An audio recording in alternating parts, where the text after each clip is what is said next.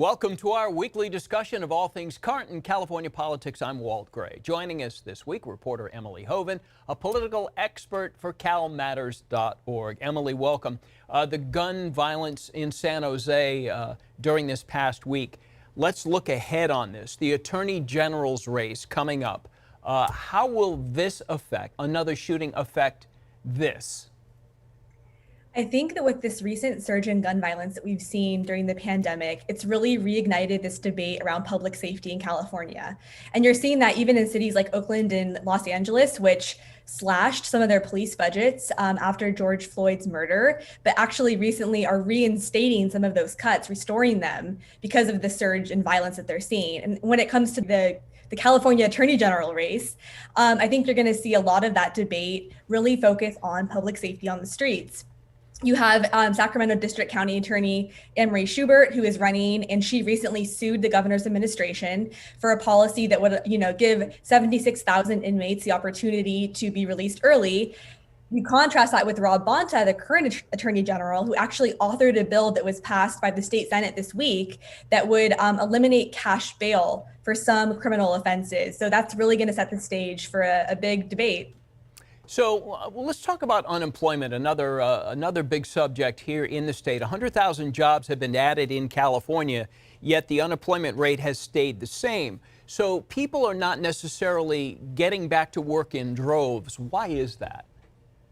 It's so interesting. I read about this in a recent newsletter. I posted it on Twitter. I got thousands of responses. And by far, the biggest response was, it's way too expensive for me to live in California, afford a home here, afford an apartment when I'm making minimum wage at a lot of these jobs that are, starting to reopen up in restaurants and bars and retail stores. So that's one part of it, I think. Another part of it is just seeing women, other people drop out of the workforce entirely with kids in distance learning. Childcare centers are still closed or not open all the way. And so there are a lot of different reasons that people are not applying for these jobs, but that's going to pose a big problem for, the governor as they're trying to get California's economy back in place and running. Okay, talking about down the road, let's talk about masks. Obviously, the state reopening in full in mid-June. That's the plan. What about students returning in the fall with masks? There are a couple of large school districts saying that they would prefer children continue to wear masks in the fall once they get back in. It's super interesting. You have Los Angeles Unified, San Francisco Unified, both saying, yes, we plan to reopen for 5 days of full in-person instruction in the fall.